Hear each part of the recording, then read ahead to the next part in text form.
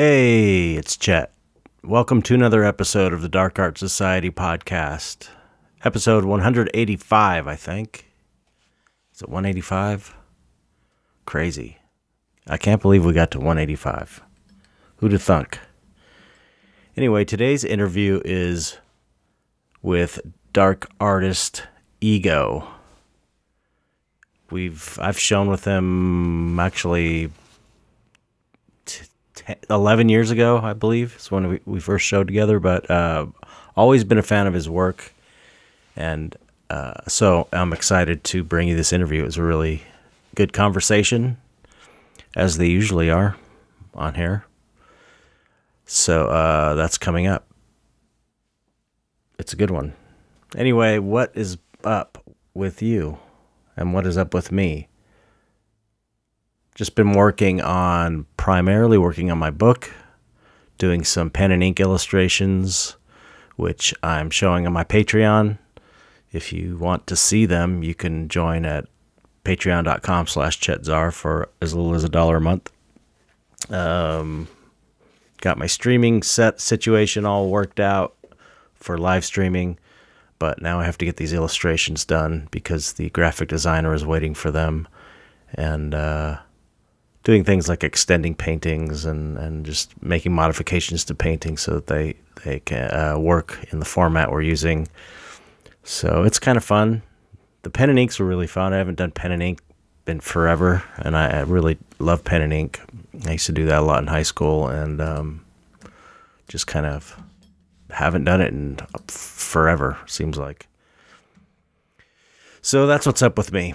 Just dealing with the crazy world we live in and doing these pen and ink illustrations. So let me read the new patrons.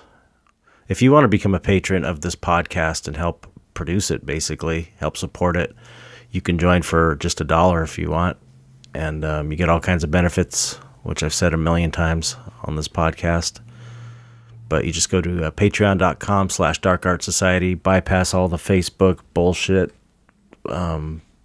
data selling crap, and just go directly to the source. There's a really great community on here. Anyway, new subscribers. We got 2 new subscribers this month. Zoe Rain. Thank you, Zoe Rain. And Damian Michaels. Thank you, Damian. Thank you for supporting the podcast. We couldn't do it without you. I definitely wouldn't be doing this if it wasn't for your support. So it's much appreciated. Anyway, I think that's it. I don't know. It seems like there's more going on, but I just can't think of anything. I'm spacing out. I guess I've just been focused. I've got some stuff possibly in the works, but I can't really talk about it. I got offered a gig on something, which I may take, possibly. But I can't talk about it, so I probably shouldn't have even brought it up. Let's see. No, I can't really think of anything exciting. I've just been, nose to the grindstone, getting these illustrations done, and I'm going to keep doing them until this book is finished. So I really want to have my part done before the end of the year, so that it's all just graphic design stuff and fine-tuning text and stuff like that. I'm getting ready, for new mystery boxes I'm going to sell this year. That's another thing I'm doing, so that we can have some new items in there for the holidays. That's it. That's it.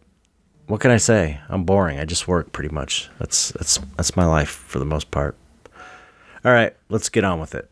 Here is my interview with Ego. That's right. That's his name. That's his name on his license, Ego. All right. Hope you enjoy it. Oh, I almost forgot. I think I hit the gain button on my microphone or something. The second half of the interview, my voice I noticed on the recording, it went really loud. So I had to turn it down for the second half. So if you hear any like clipping or whatever in my voice, it's me screwing up. So it's not your phone or computer or whatever. So anyway, hope you enjoy this ego interview.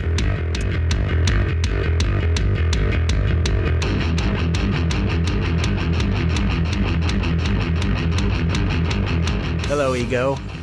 Hello, Chet. Welcome to the podcast. Why, thank you very much. Thanks for coming on. Yeah, thanks again for having me. Of course. I'm a fan. Right back at you. Oh, thanks. It's mutual fandom. Yeah, mutual admiration society. Yeah. I dig your stuff, man.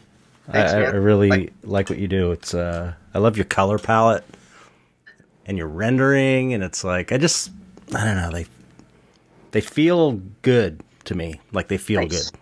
That's great. I love hearing that. And of course the death. I love that. I mean, I for some reason, brother.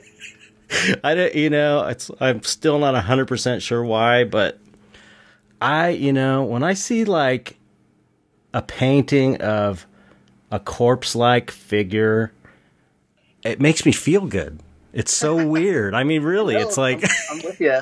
And yet, like a photo. Oh, of yeah. A corpse. No, that's a whole different that story. does not make me feel good at all. No. I've seen Yeah. a lot of that stuff in the. Oh yeah, me too. More than I wish I had. Yeah.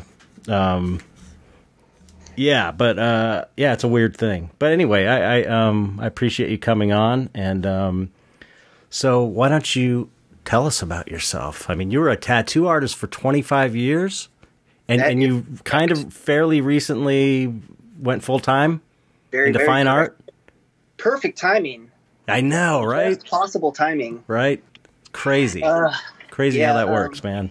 Yeah, like it was hard enough being a full-time artist for like the minute that I had before the global pandemic. Right. And then after, that hard does not even begin to describe it. Yeah. I'm sure a lot of folks had the same experience, but like at the beginning of the pandemic, like the first few months after it had been announced, I was thinking, oh man, here we go. Like everything's gonna go to shit.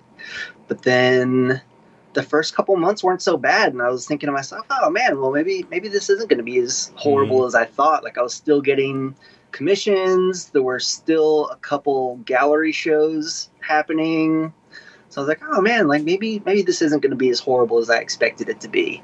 And then, a couple months went by and the commissions start dropping a little bit and the sales start dropping a little bit and the galleries are closing up. Right. I'm like, okay, here we go. And then it slowly got to what I expected it to be. And I was like, all right, well, the shitstorm has hit full and this is not going to be easy at all, and it hasn't been. Like it's been a struggle for sure, but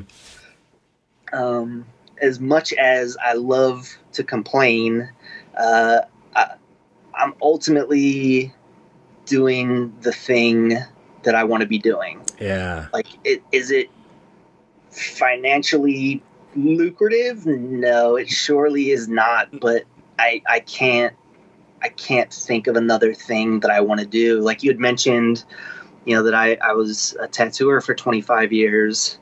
And so all the time, like whenever I, start complaining about how rough it is, a lot of people that know me immediately switch to, oh, well, why don't you just start tattooing again then? Right. Say, well, because I was doing that for 25 years. People don't get it, man. Like That's a long time. Anything I for know. 25 years and then talk to me about it. Yep.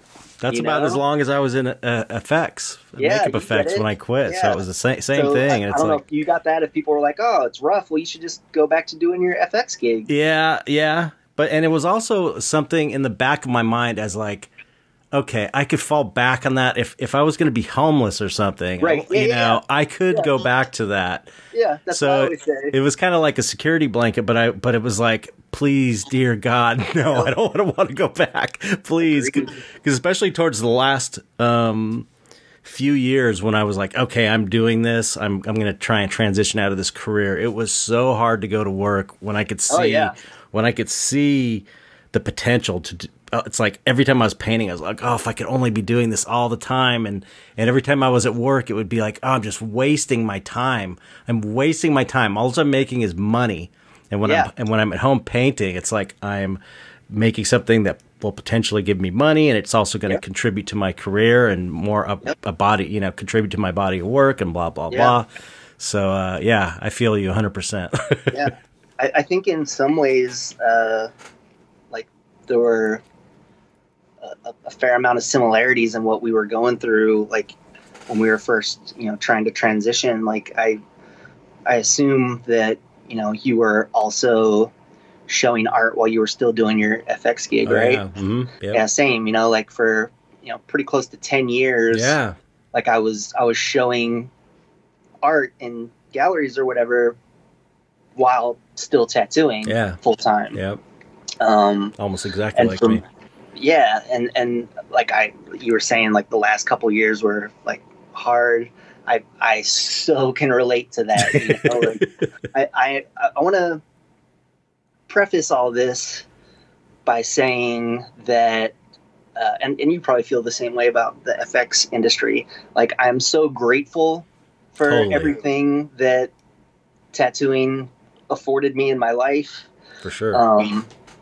And all the great people that I met through tattooing and all the great opportunities I got through tattooing. But after, more than 20 years doing it, I got to the point where, I would wake up in the morning and be, happy that, I made it to another day and like, oh man, here I am awake and this start of another day. And then I'd immediately go to, oh, but I have to go tattoo today. And then like my whole morning was just ruined because I knew that I would have to go, do the same routine that I had been doing over and over again for more than 20 years, saying the same stupid jokes, having to tell all the same information.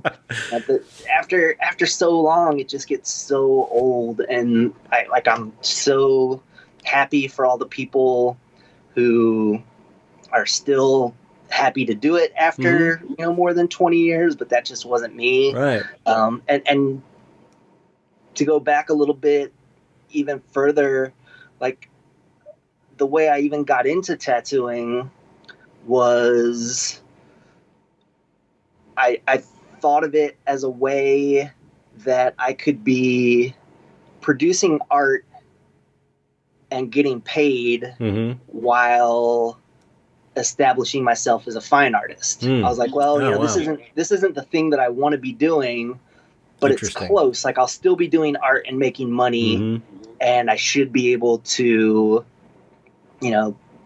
establish my fine art career while I'm doing this and eventually transition out of it.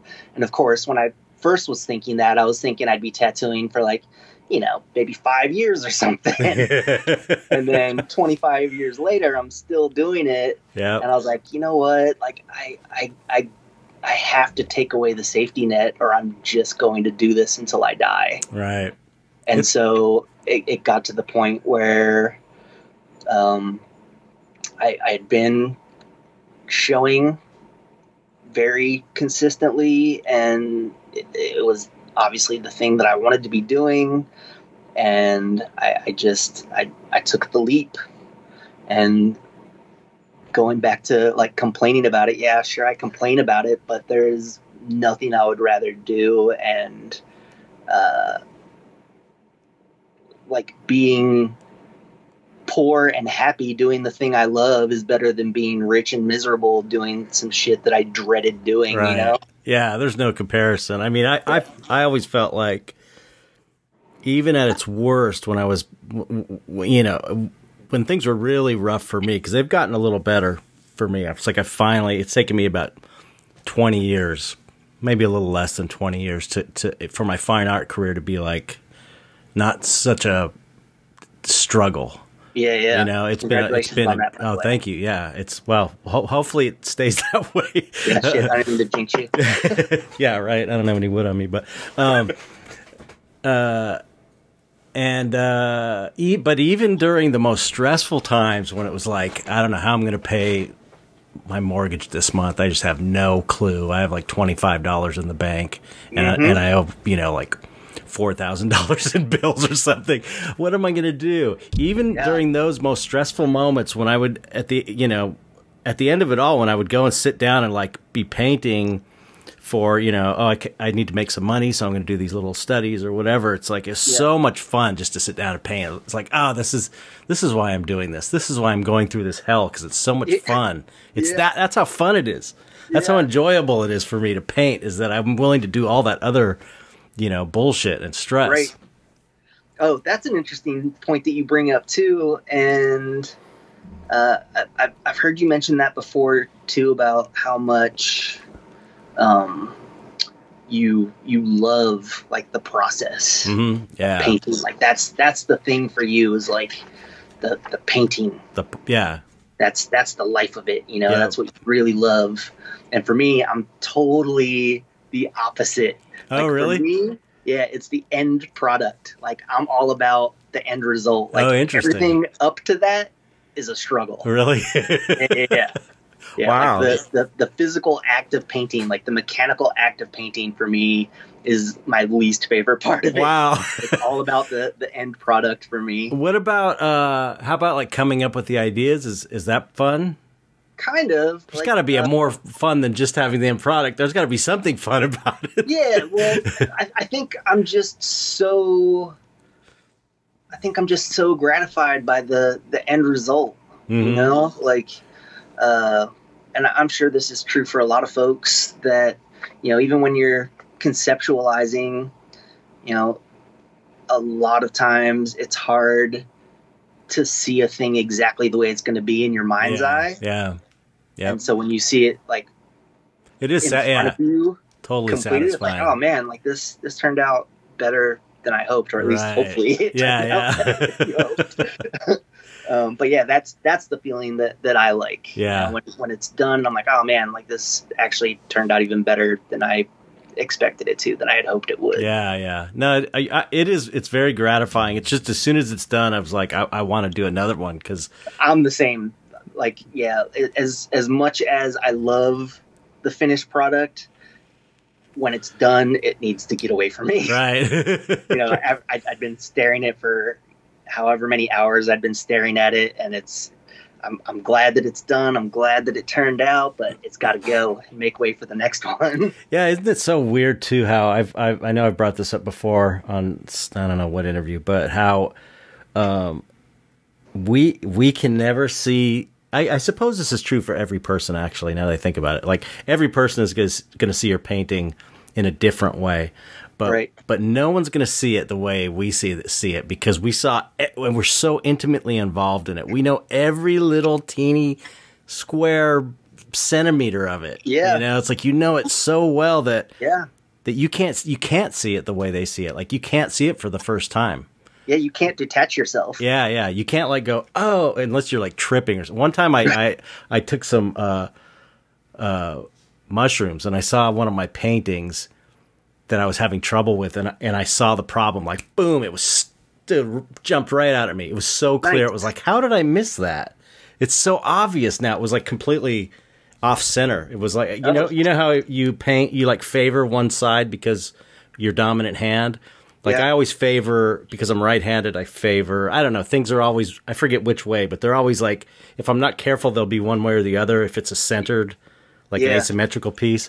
And this one was like off on one side, and it was just so, it was almost like it took away my, I don't know, it just makes you, you know, not to bring your name up, but it's like, it's almost like it makes you think, well, how much of a clear perception of a painting has to do with my own ego. Yeah. Like, how that kind of means that I'm not seeing it clearly.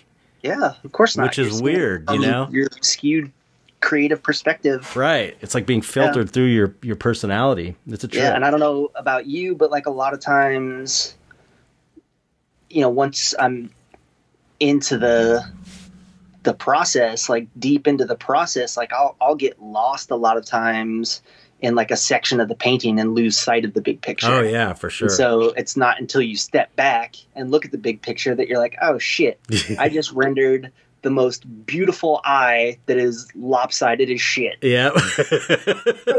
Absolutely. That I now have to paint over. Yeah. Because I didn't see that it was lopsided when I started. Yep.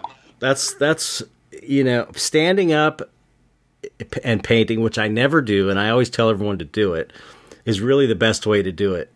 Because you can. What is it about standing up? Because you can get more distance. Like you can hold your brush further back, and you can get more distance, and you could also, you can get in a rhythm too. It's really nice, where you'll paint and then you step back and you paint and step back. So you're always getting that wide view and looking at the whole thing. Yeah. But I never do it. I always sit up. It's like I do it when I have to do live painting or something at an event.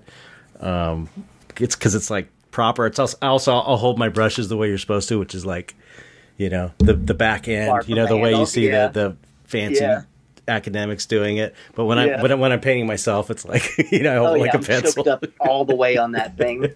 Yeah, it's ridiculous. Well, your stuff you paint pretty small too, generally, right? It would be really difficult for me to paint the way you're describing, to like stand far away from it. In fact, it wouldn't work for what you're doing. Just the way you do it, there's no way, I don't think. Yeah, and I have to use magnifying glasses when I paint. Wow. So that definitely wouldn't work. Yeah.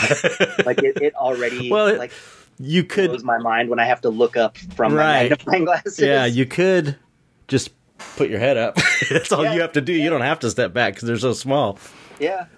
That is my stepping back, just taking my glasses off and sitting back. Right. Do you paint in an easel? Your stuff's so sometimes I do. I have a tabletop easel. Here, I can actually show it to you. Everyone else will be able to see this, and I'm sorry, listeners, but I'll do a screen grab. Let me do a screen grab of this. Cool. Okay. That's your painting station? Yeah. So I have a little tabletop easel, and I'll use it for what I call medium-sized pieces. Yeah, what's medium-sized for you? What people would call, small. So that's like a 14-inch or something tall, or 12 inches? Let's see what science has to say about the size of this one. That was a pretty good guess. Yeah, it's 15 inches tall. Oh, cool. Yeah. Yeah, so that's a medium size. What's a large size? For you? Large for me would be like 16 by 20 is large for me. Okay. I mean, that's a pretty good size painting, I think, regardless. But for me, that's especially big. Yeah, yeah. I mean, I'm not that... Unless, of course, we're talking about murals, which every once in a while I'll do a mural. And, like, it's kind of funny how, like, the size I work is either tiny or a huge wall. There's not really an in-between. Wow, that's got to be a different experience. It is. Do you like that? A lot of ways. I kind of do, yeah. I don't think I've ever done a mural before. Yeah, I mean, that's another thing that's, I have history with. I was tattooing for 25 years, but, I was a little graffito vandal from, the mid to late 80s. Ah. So, like, that stuck with me, and I was able to, improve my graffiti skills to where I could do, commercial, like, mural projects, and that was kind of nice. Mm-hmm. So what, I didn't know that. What tell us about your childhood. I read a little bit in an interview. Really? Well, it's like you were like you wanted to be an artist when you were a little kid. I did read that. Yeah. Stuff like that. True. You're in context to your artwork. Yeah. So like that's all I can ever remember, like the other little kids would talk about, oh, when I grow up, I'm going to be a fireman. When I grow up, I'm going to be a policeman. I'm going to be an astronaut. What do you want to do when you grow up, little ego? I'm going to be an artist. And that was always it. That was always the thing. Like, there was never another thing. Same here. Like, even in my fantasy world. Like that was still the thing that I wanted. Yeah. In the world. Yep. And I guess, like I'm not super tight with my family, and never really have been, but I've heard tales, you know, of when I was a little kid, like, you know, younger than 5, you know, just being on the kitchen floor, you know, in diapers, drawing. Uh-huh. And obviously I have no memory of that, but Right. you know, it goes that far back. Yeah.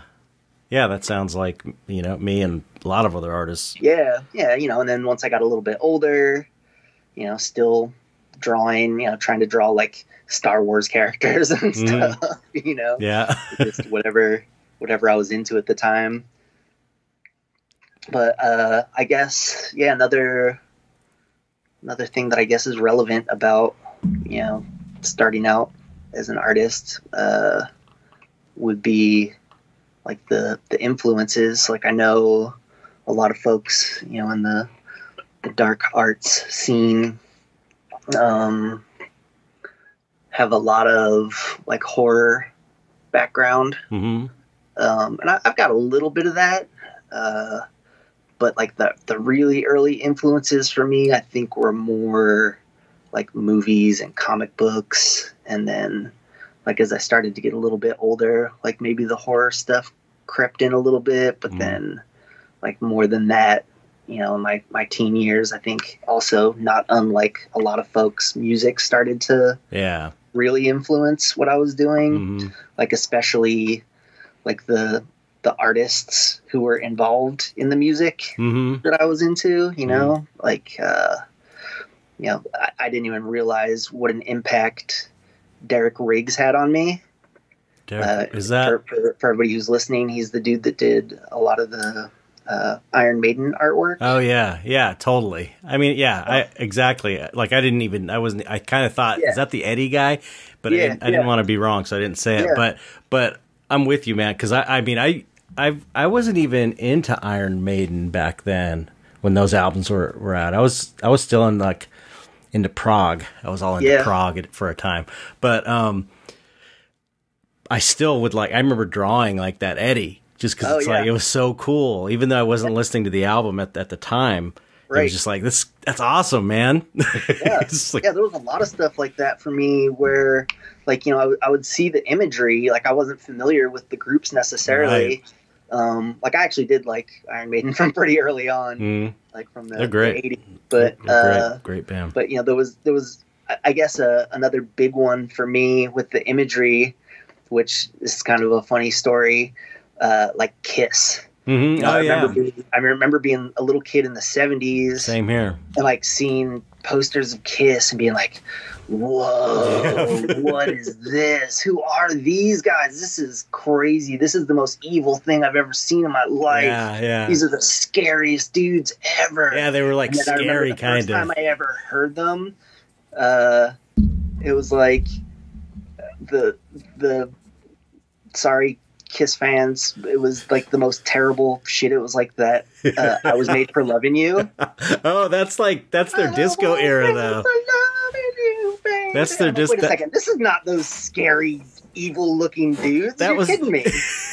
No, that can't be those guys. That was they sound like hell. That was that was the disco era, but the stuff in, you know, like, but they never sounded like they looked. Yeah. But the earlier stuff was like, you know, like at least it was look at them more rocking. They would sound like Slayer. Right, yeah. They didn't even have Slayer back then, though. That was like the closest thing you could get to Slayer. Yeah. So that's kind of a funny story about like the connection between the imagery of like the music stuff. Yeah, I was definitely a Kiss fan when I was 9 years old. I remember I got really into Kiss, and I had like a bunch of albums, and but it was really, you know, of course it was the visual that got me, like Gene Simmons, you know, just the demon guy. I saw like the posters, and I saw a lot of the album artwork, and I was like, whoa, this is crazy. I'm a little bit younger, I think, than you, because like I was about 5 or 6, I think, maybe when I first became aware of that stuff. Yeah, so maybe you're like 5 years-ish I'm Younger. 48. Oh, okay. Yeah, I'm 50. I just turned 53. Nice. Happy birthday. Thank you. Yeah, 5 years. So what kind of comics were you into? Was it kind of like the superhero stuff or what? It definitely was the superhero stuff. But I mean, also like some of the like fantasy adventure stuff. Like I know it was really, really terrible, but I was just at that age when, like, I don't know if any of the people listening are going to remember Crystar. It was like these really cheesy little action figures that they sold at Kmart, and they were like I don't remember that. like semi-transparent or whatever. Weren't those those aren't the Micronauts? No. Okay. This is probably pretty close to a decade after the Micronauts. This is the 80s. Like, pretty sure Micronaut stuff was the 70s. Yeah.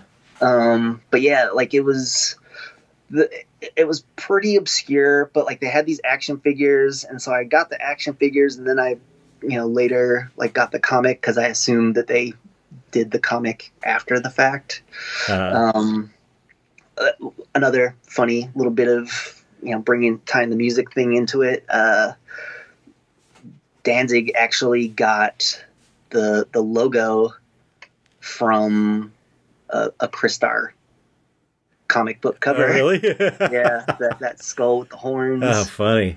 But anyway, yeah. So like the action adventure stuff like that, and like Conan and similar things like that. But but more. I was really into like X-Men, like when they first came out. Okay. Because there was nothing else like that in comics until they came around. Yeah. Up until that point, it had all been capes and everything pretty PG. Yep. They kind of got a little bit more serious and got into some crazier stuff. And I guess I should be clear on that too, because like I guess the X-Men were around a lot longer than that. So I'm talking about like the like rebirth of the X-Men in the 80s, like the Chris Claremont era X-Men. So that stuff, and like I'm such a judge a book by its cover kind of guy. Like I would just go into the comic store and just like whatever jumped out at me. Like I didn't worry about the story so much as I did the artwork. Yeah. And so it would bug me even like when there was a series and, it would start with an artist that I really liked, but then partway through the series, they would switch artists. Oh, yeah. And so I would be kind of invested in the story or whatever, but then because the artwork was different and I didn't like it, I didn't give a shit about the story anymore. Like I don't want to look at some crappy art about this story. Like I'm interested in the art, and if the story's cool, then bonus. Yeah, exactly. So I mean, there's all kinds of comics I have where I'll jump in partway through it because I'm not into the story. Like they'll just have an artist working on it that I really like. Right. So I guess more than genre with comics, it's about the artists. Yeah, that makes sense. So just anything I thought looked cool. Yeah. And likewise, I loved all the D&D artwork, which I know is also a super common thing for folks that like the stuff that we like. Yeah. But what's interesting about that for me too is that I never played. Oh, huh. I just loved all the art. Right. Like I had all the books, I had the monster manuals, and, the posters, and they actually made like toys and had a shitty cartoon of that. And I was into all that stuff, but I never actually played Dungeons and Dragons. To this day, I've still never played Dungeons and Dragons. Fun. I have stacks of Dungeons and Dragons books. It's funny. The original, I think it's their first monster manual. Some of those illustrations are dog shit. Ooh-wee, they're so bad. But I loved them though at the time. It's interesting because they're dog shit illustrations by dudes who later went on to become sick illustrators. Yeah, did you see the documentary about Dungeons and Dragons? I don't know. It's pretty new. Oh yeah. A couple years old. Yeah. That was great. What's that? It was great. Yeah. Yeah, it was really good. Seeing how like all those dudes just like worked in one room together. Yep. That was awesome. Yeah, super cool. Just the idea of a monster manual in general Totally. is so cool. Oh, I loved it. Yeah, like that was super inspirational to me. So yeah, I was taking inspiration from like all these sources, from Dungeons and Dragons artwork, from heavy metal and rock and roll albums, and later like punk rock albums, and Star Wars and horror movies. Like I feel like it's pretty par for the course for folks that paint spooky stuff. Yeah. There's a commonality there. Yeah. It's fantasy stuff, really. Yeah. It's all kind of like definitely. not, it's fantasy. Definitely. I hate that word though. That word just, for some reason, the word fantasy? Yeah, it seems so. What would you prefer? I mean, it's the right word. It has connotations. All right. Like I think of the word fantasy makes me think of like Mr. maybe Rourke and Tattoo? Huh? Mr. Rourke and Tattoo? No, more like Xanadu or something. You know what I mean? Oh, yes, I do know what you mean. Like roller disco, late 70s. All right. Super cheesy. For some reason I have that connotation with it, but it really does. That's a shame. What? That's a shame. I know. I also got like a synesthesia, so fantasy has a flavor too. I forget. Gotcha. It's like it tastes like some weird cereal I used to eat in the 70s, I think. But something fruity and sugary. Yeah, like the Pink Panther cereal, maybe. There you go. Yeah, so I guess that's another common thread with a lot of dark artists, or just artists in general, is kind of, I don't know, almost retreating to a fantasy world, or getting lost in the artwork because the outside wasn't very idyllic. Yeah. I mean, that's how I survived it. Agreed. Yeah, I don't want to get too much into my childhood, but it was not generally great. Yeah. And I definitely used a lot of that stuff to escape, for sure. Yeah. I mean, it was like a retreat for me. Absolutely. Yeah. And like, for a lot of kids, being sent to your room was a punishment. Right. And I'm sure you were like me. You're like, cool, I get to go be by myself and draw and look at all my comics.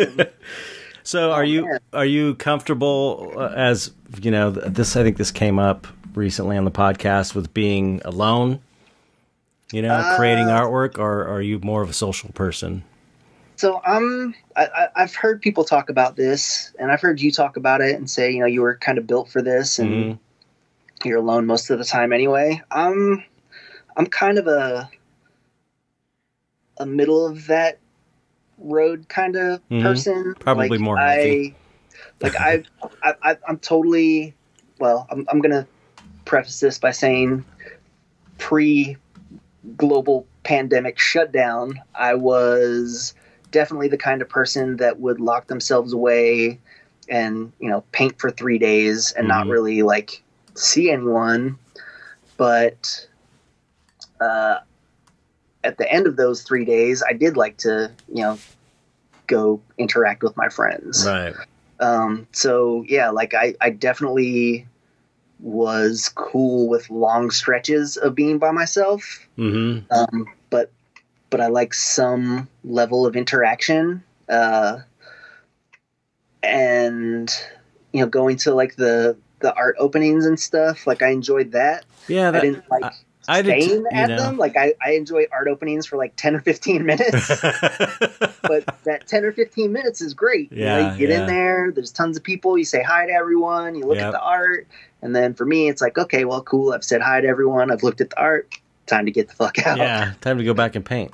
Exactly, yeah. And like I think I remember you saying that this was true of you too, but like, I'll go see a good show and I'd be standing there and all I would want to do is go paint. Yeah. Everyone else wants to stand around and look cool with drinks in front of paintings. And I was like, all right, well, you guys have fun with that. I'm all inspired to go paint now. Yep.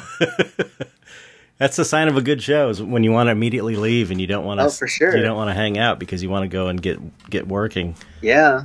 You know. Yeah, definitely. Well, and that's another thing that has been hugely inspirational. Like other artists, for sure. You know, I wish I could have like a Beksinski story where, you know, I never looked at other people's art and just, you know, developed my crazy fantasy world in a vacuum, but that is not the case. I am heavily inspired by other artists. Oh yeah, I think I don't know about you know, I just don't think I just don't think it's possible to not be influenced by other artists, and it's not, you know, it's not a bad thing, but I agree. Like it's 100% fine as long as you're not just, you know, mimicking another artist. Yeah, as long as you're doing something new with it, you know. Yeah, because that's what everybody does, really. Oh yeah. Like I'm constantly telling people that, you know, I rip off other artists all the time. I'm usually stealing from, you know, about 50 artists at a time at any one given moment. But the trick is, it's those 50 artists going through my filter and then coming out as a different thing. Yeah. Like I'm not just trying to make my thing look like their thing. Right. Yeah. I mean, that's the trick. It's like you can't not be influenced.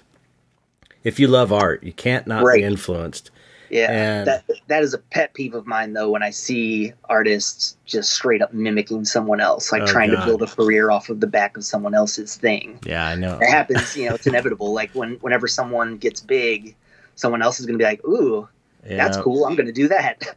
I mean, somebody else is already doing that. You don't need to do that. Yeah, exactly. You know, they're like, no, they're doing well at it, so I could probably do well at it too. Right. If I can be them. I mean, it's okay if when they're starting out, they kind of rip you off, and then they develop their own thing. Because I've seen that happen before. Yeah. If you're doing that in private, that's fine. But if you're a professional artist showing work in a gallery and your stuff looks exactly like another professional artist who's showing work at a gallery, and that's not cool. Why would you want to be? Why would you? How could you be okay with being compared with that too? Because it's like everyone, you know, is probably always saying, "Oh, it looks like this. It looks like," you know, and it's like, doesn't that bother you? You'd think. I actually confronted a person once who had that kind of thing going on, where like I you know, called him out. Like I didn't do it in, you know, like a grand fashion in front of a bunch of people. I wasn't like, hey everyone, this guy is an imposter. You know, was he ripping you off, or was it ripping somebody else off? He was ripping somebody else off. Okay. But I just kind of, you know, quietly, like, you know, when he was by himself, went over and talked to him and was like, you know, man, like your stuff is cool, but I mean, it looks a lot like this other artist stuff, like too much like this other artist stuff, you know. And I how was did that go over? I was like, doesn't that bother you? And he's like, no, I don't care. Like, I have to make a living. I have to feed my family. And oh, I was like, wow. What a dick. What? I was like, I was not expecting that at all. Yeah, total I was callous. expecting him to be like, oh shit, really? Bummer. But no, he was like, yeah, I don't care. Like, whatever. I got to do what I got to do. Was he younger? Feed my family. Ish. Yeah, like old enough to know better though. At the time, I want to say like, you know, somewhere between 25 and 40. I can't say for sure, but yeah, I mean, he wasn't like an older. Wow, that's fucked up. I agree, and he continued to do that. Like, he continued to just like, you know, use this other person's style, but fortunately, the person who he was borrowing heavily from evolved, and their stuff looks way different now. Oh, and this other person is still just on that person's old style. Wow. So, yeah. So the person that he had been ripping off, their stuff doesn't even look like that anymore. And that person just kind of got stuck on that one phase of that artist's work. I know. Yeah, that's a huge pet peeve of mine. Like, when you look at someone's stuff, you're like, oh, that's so-and-so. and then you read the tag and you're like, oh wait, how is that not so and so? Yeah, yeah. That's why you got to try and make your stuff hard to copy. Right? Well, and then you just have the pain of seeing someone like doing a bad job of trying to reproduce your style. The thing, I found that the stuff that is like kind of bad, I don't mind as much, but it's when it's when they're pretty good and ripping you off and then selling for like way less than you are. It's just it's just like, this is not cool. This is not cool. Yeah. But, you know, I feel that. I know in the tattoo industry, it's really frowned upon to rip off other tattoo artists, right? Oh yeah, absolutely. Yeah. But you know, just like in every art world, there's unscrupulous people. It seems like in the tattoo world, though, it's really looked down upon. Like, people get pissed if you rip off another, or another tattoo design, or which is funny because, you know, also in the tattoo world, everybody's copying paintings. Tattoo. That's what I always. It's like, wait a minute. Right. There are classic designs that people have been reproducing for centuries. You know, like there are images that have just been like going around for like hundreds of years. Yeah, right. And that's not frowned upon. And right. I kind of see that, you know, like you take a classic tattoo motif and, you know, it's classic for a reason.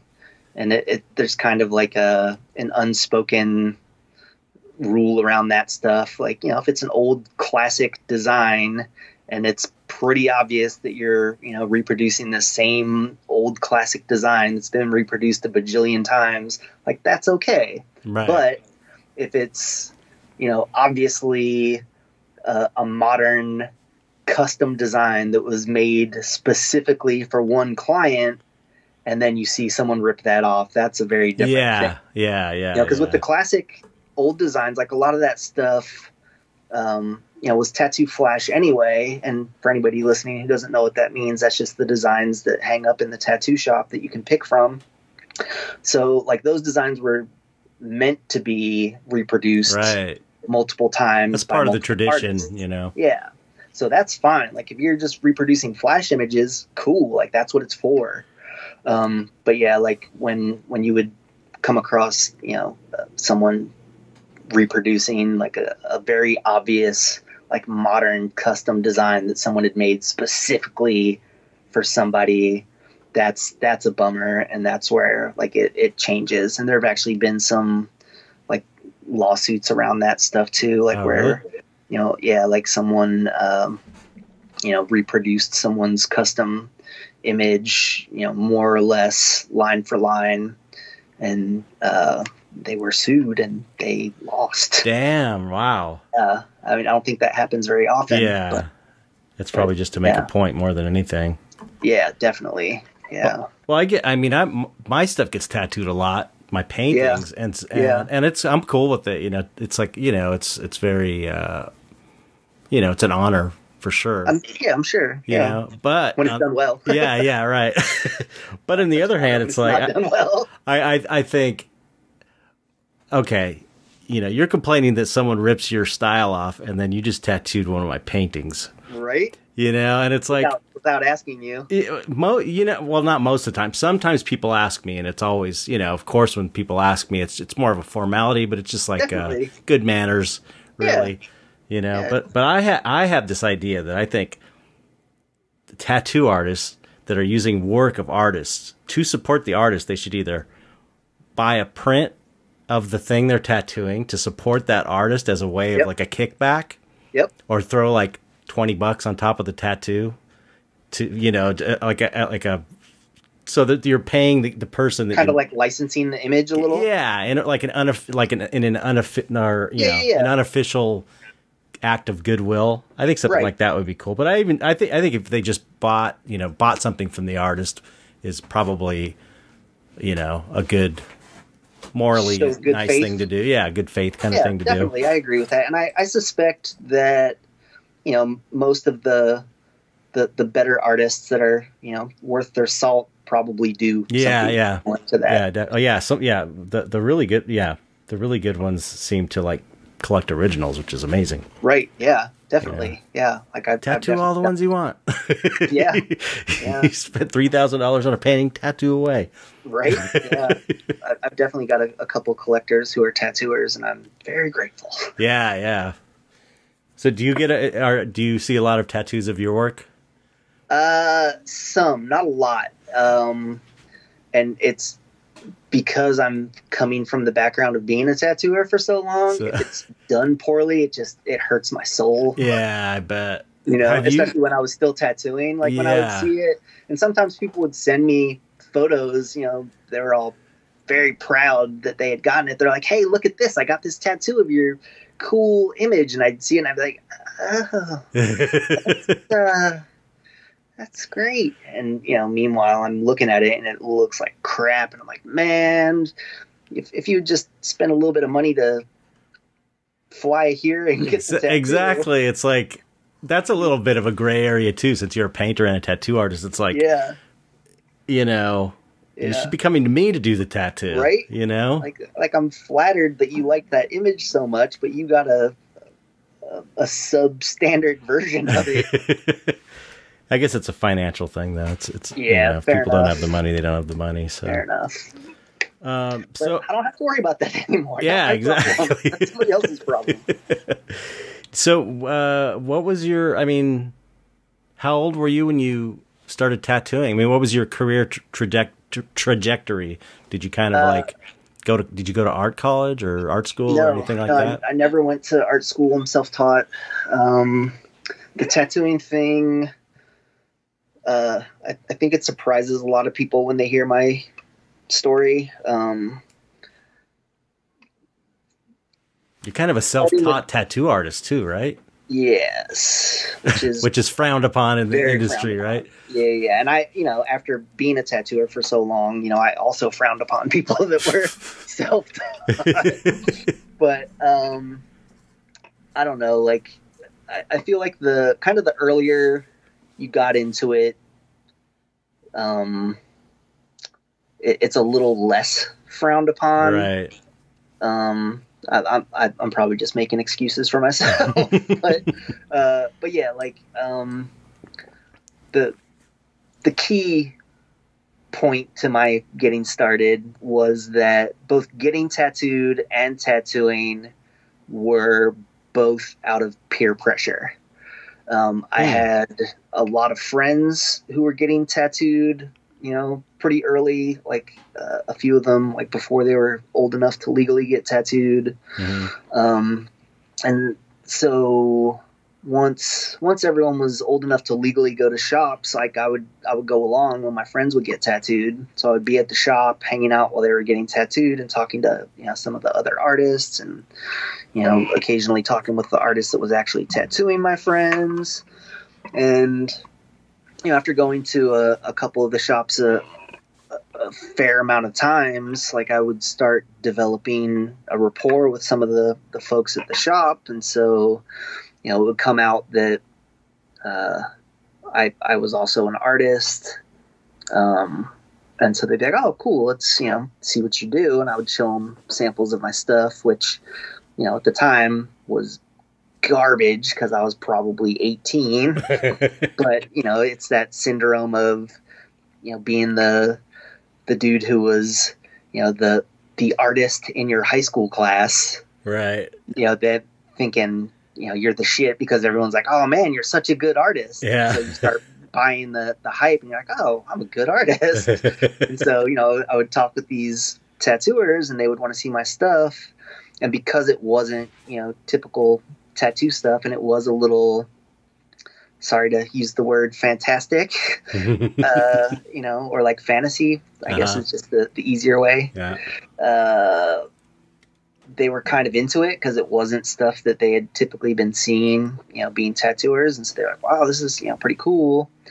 And they were like, oh, you know, have you ever thought about being a tattooer? And I was like, no, I never have. And they're like, you know, I mean, you're pretty good. You could maybe be a good tattooer. And it just wasn't a thing that interested me at the time.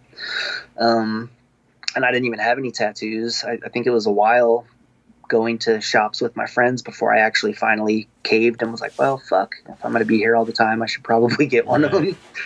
So like after developing relationships with the tattooers, I eventually started getting tattooed and would, continue to talk more with them about it. And, there were some instances where I would draw designs for my friends that would then get them tattooed. Mm-hmm. And so eventually a lot of my friends convinced me to cut out the middleman. Mm-hmm. They're like, well, you're drawing all these things for us anyway. Why don't you just tattoo it? And I was like, well, because I don't want to. That's not my thing. They'd be like, yeah, but you'd be so good at it. And I'm like, yeah, but I don't want to. Right. Yeah, but you'd be so good at it. So eventually, after hearing that for a few years, I caved and bought some equipment. Didn't really tell anyone that I had done it, and just started tattooing myself and like punk rockers and just trying to develop the skill of tattooing, which, let me tell you, is probably the most difficult medium I've ever worked in. Yeah, that was my impression, because I tried it a few times, because I had the same peer pressure when I started going to tattoo shows, and I was already established as an artist, and I would go to tattoo shows and sell my stuff there, and I had everybody, like big name people, because I knew like, Sean Barber and Paul Booth and you know, Tommy Lee Wentner, all these guys.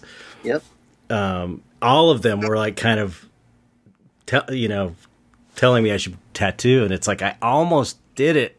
I bought the equipment. Oh shit. Yeah, I did about like, I did tattoos with, some tattoo artist friends of mine. Like, here, you do a little bit.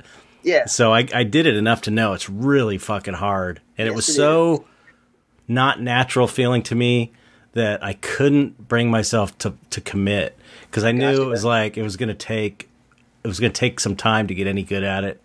Oh yeah. And I couldn't afford the time, and I felt like my passion was already in what I was doing. It's like how old were you when you tried tattooing? Let me Roughly. see. It's not, maybe 11 years ago. Okay, yeah. So that's part of it too, I think. Like, I was young enough when I first started. I was right, yeah, in my late teens, early 20s when I started. And I had the opposite reaction, like when it was difficult. Like my reaction to that was, well, I can't let this defeat me. Yeah. Like, I have to conquer it now. I started I'm too stubborn. Yeah. I started getting that kind of like fever for it. Like, I wanted to do it. I started getting into it because I did it a few times, and it was really cool, but very difficult. Yep.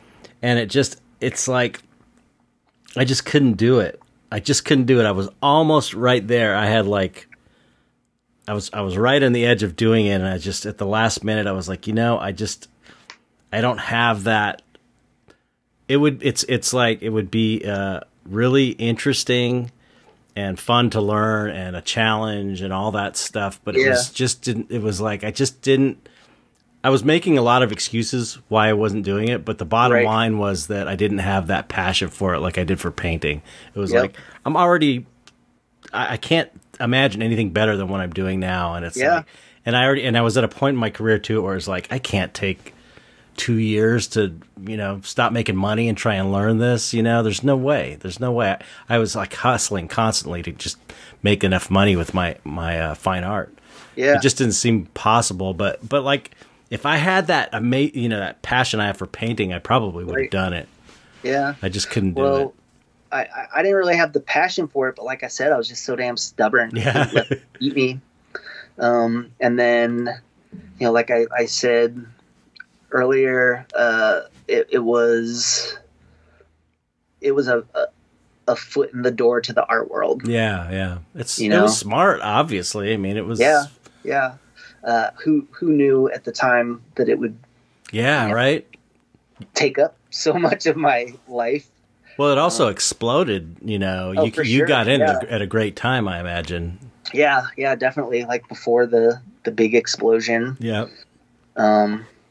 But yeah, I mean, I could do a whole podcast just about, you know, tattooing, but I'm sure. I'm glad that it afforded me the opportunities that it did, and that I was able to, you know, make enough money to be able to learn how to paint and ultimately, you know, do the thing that I wanted to do. Right. It was a stepping stone, and I'm very grateful to tattooing. It's a 25-year stepping stone. Yeah.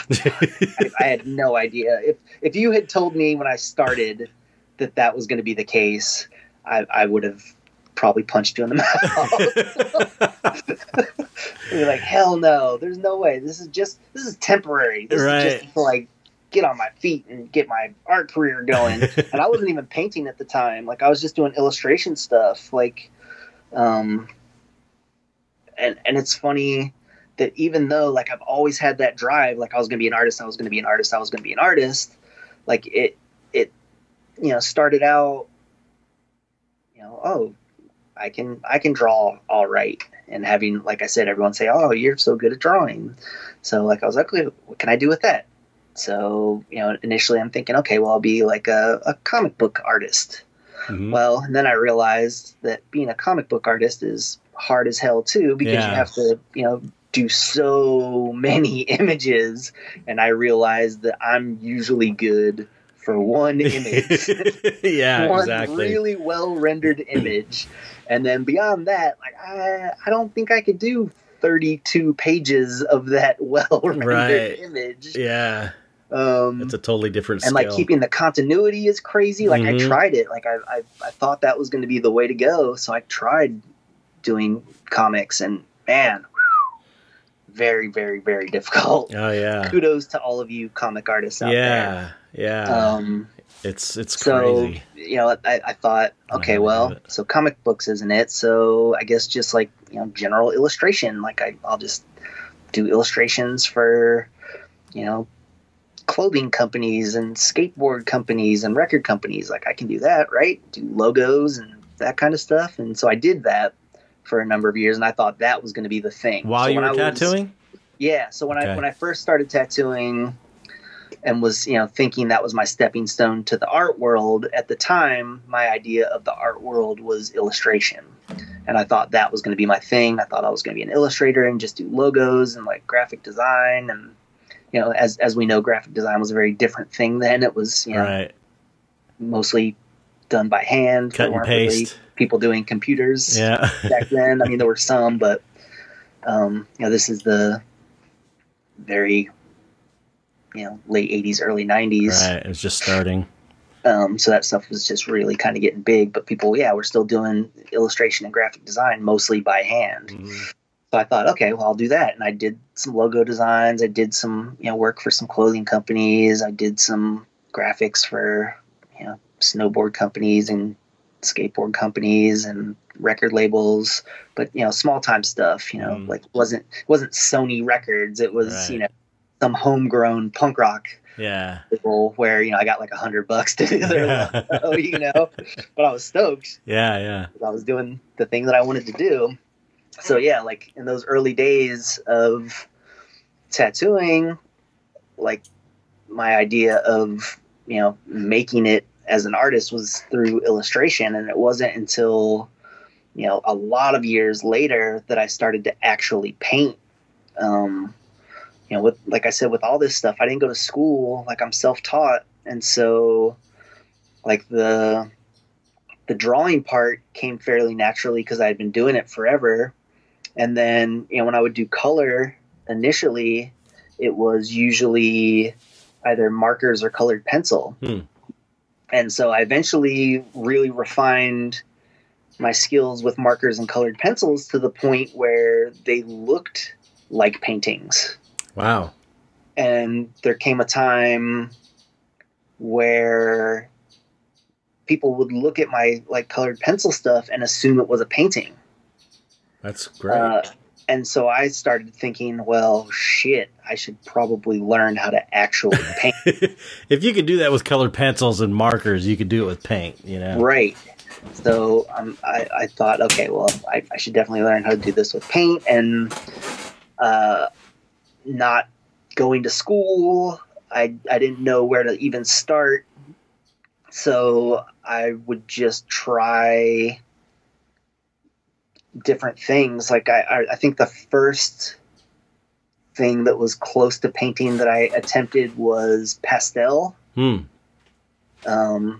oil pastels. Mm-hmm. And I didn't know techniques or anything, so I would just see paintings and try to mimic what they were doing with paintings using these oil pastels. And a lot of that, ended up basically I was finger painting with pastels. Yeah, right. I would smear the color around with my fingers to try and get smooth blends. Uh-huh. I didn't know how painters were doing that. Right. I just saw how it looked, and I was like, okay, how do I make mine look like that? Yeah. And so I was like, oh, let me try this. So let's mush it around with my finger and try and get smooth blends. And I kind of got that down for a while. And again, I have people thinking that I'm painting, and I'm like, no, that's, just pastel that I smeared around with my fingers. And I'm like, wow, really? Because it looks like painting. And so I eventually tried acrylic because it was inexpensive and accessible, and it wasn't super toxic. Mm-hmm. I could do it in my little apartment. And so again, I'm trying to mimic techniques of other paintings that I'm seeing, but they're painting with oil. But that's not what I'm thinking. I'm just thinking I need my painting to look like that. Right. So I'm trying with acrylic paint to make my stuff look like these paintings that are made with oil paint. And they do. It took a long time to get there, but yeah, I think ultimately I kind of got there. And then, once I was an all right painter, I got to show some stuff and got to know some other painters. And once I started talking with other painters, they were like, oh man, like that's acrylic. And I'd be like, yeah, right. That's crazy. Like, have you ever tried oil painting? And I was like, no. And they're like, man, you'd love it. You'd be so good at it. And I was like, I don't know, man. Like, I know how to do this, and it took me a long time to get to know how to do this. I don't know if I want to commit to trying to learn this whole other new thing after all the years it took to learn this one. Right.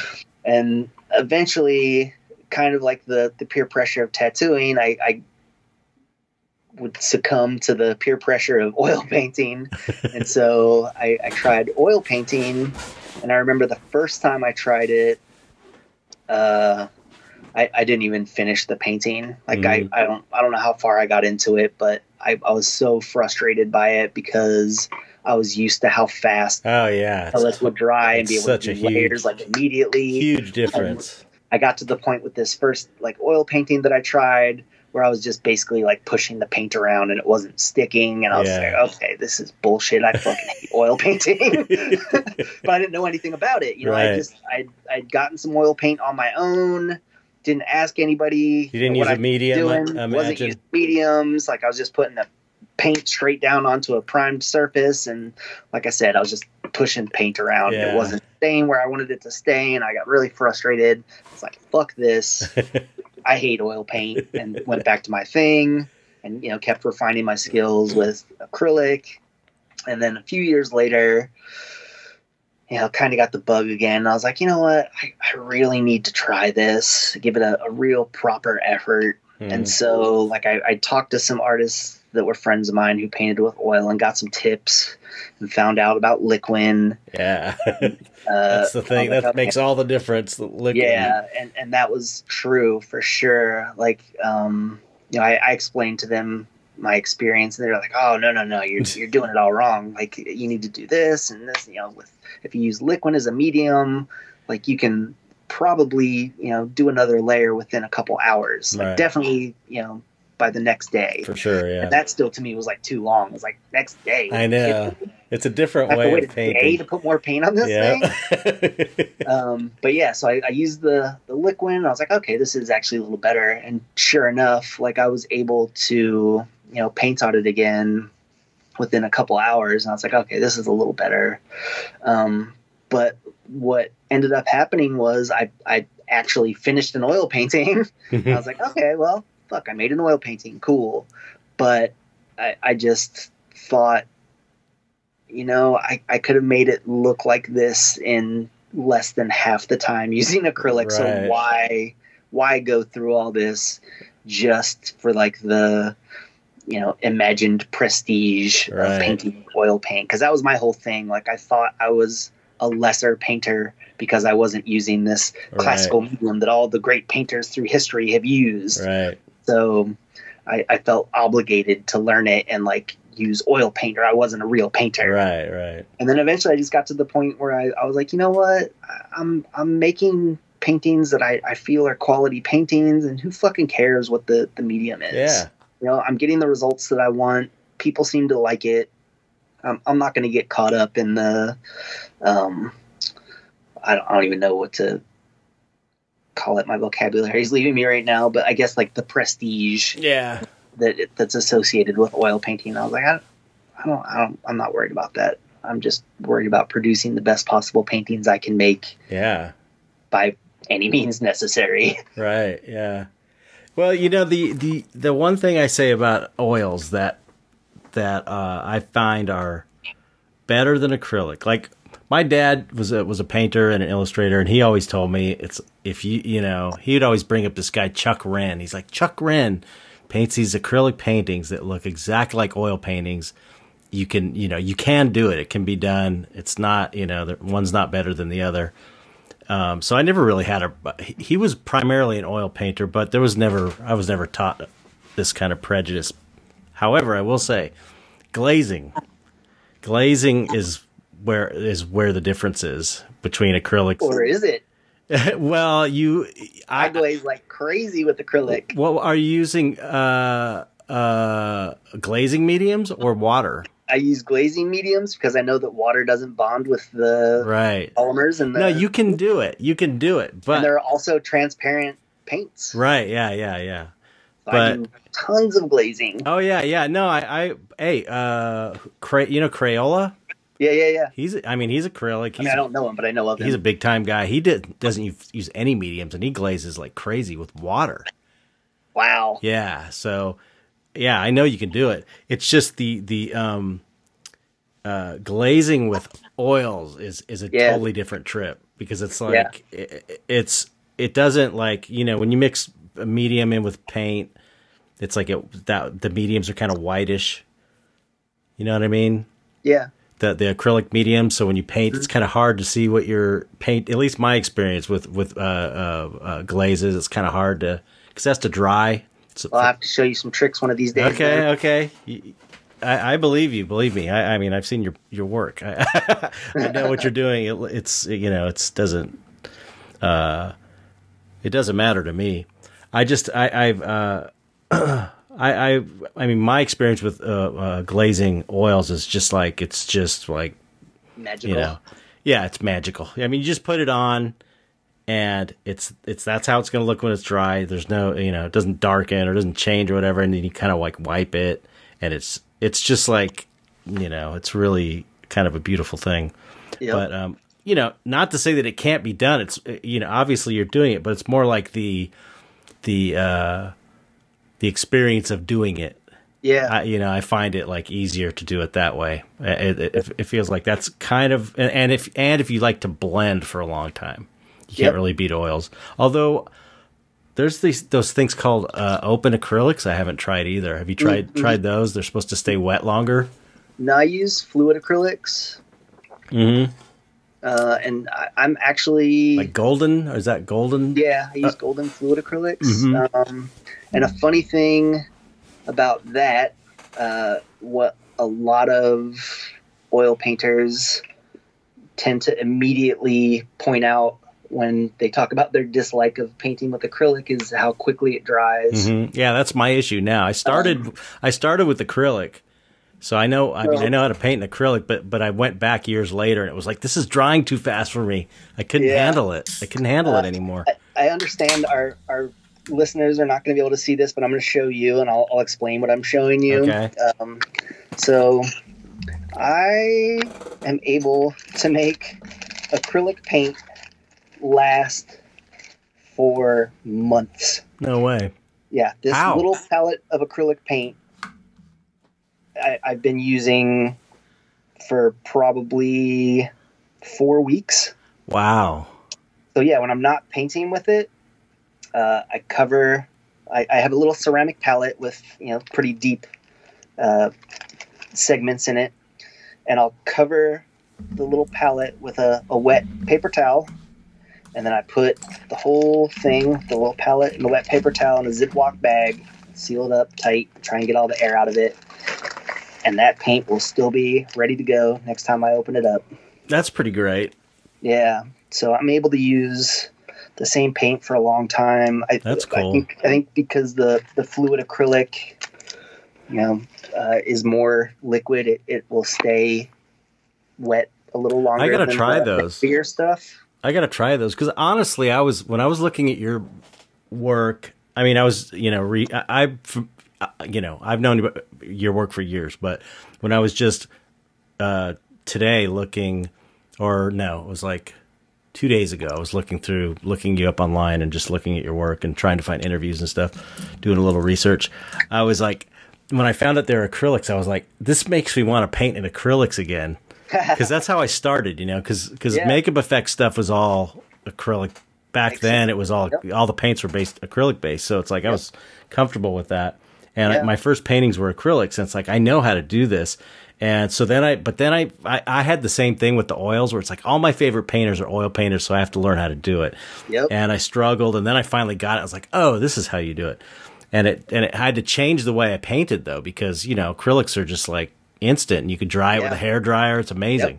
Yep. And, then years later, I was like, okay, I want to try, I know what it was. I want to try acrylic and then finish with oils. Cause that's one thing that is really cool that you can paint oils on top of acrylics just for like glazing and stuff is pretty cool. Yeah, definitely. So I wanted to try that just cause I know Brom does that a lot. Mm-hmm.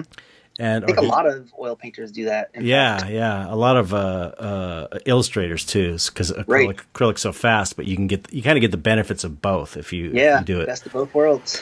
So I tried to do it, and I couldn't do it. Like it was drying too fast on my palette. It was like killing me. I was like, this is fucked up. Again, it was such a different thing for me, and then you spent so much time learning the oil paint. What you knew. It was crazy. It was crazy. I was so different. I was so disappointed in myself. I was like, man, bummer. But if you're ever interested, let me know. I will be happy to show you some. Yeah, for sure. No, I want to. I want to try it. Like I said, after seeing your stuff and seeing that it was acrylic, it made me want to try acrylic again. Go just for fun, just to keep up on things and try new things. Yeah. But I did end up. Eventually going back and doing an acrylic painting. What'd you think? And no, I knew what I was getting into. Like I was like, okay, these dry really fast. I need to kind of change things up. And I was like, okay, this is cool. It's such an even trade-off to me. It's like painting with panel or canvas. To me, there's such benefits. They're equally. I like them both the same. It's like acrylic and oil are kind of the same way for me. It's like I don't like the glaze. I love the oil. I like the blending in oils, and I like the glazing in oils better. But being able to dry your layers 5 minutes after you paint them is like, and being able to send your painting off to the gallery a day or two after. Yeah, right. Totally. Just having that control over drying time is so huge that it's like to me, they're like equal benefits, Gotcha. You know what I'm saying?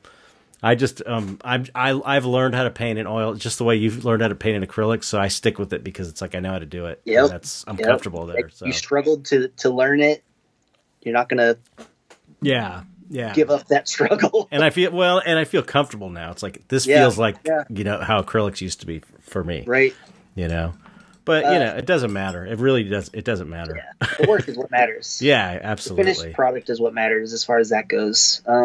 It's definitely. It's interesting to me. You brought up the thing about canvas versus like wood panels. Mm. For me, I hate painting on canvas. Yeah, I know a lot of artists that have told me that too. They don't like the give. Yeah. Like there's like a that's give. not even it. That's the least of it. Oh, you paint so small too. Yep. That's part of it. Yeah. Like, all the detail I do would get lost in the texture of the canvas. Yeah.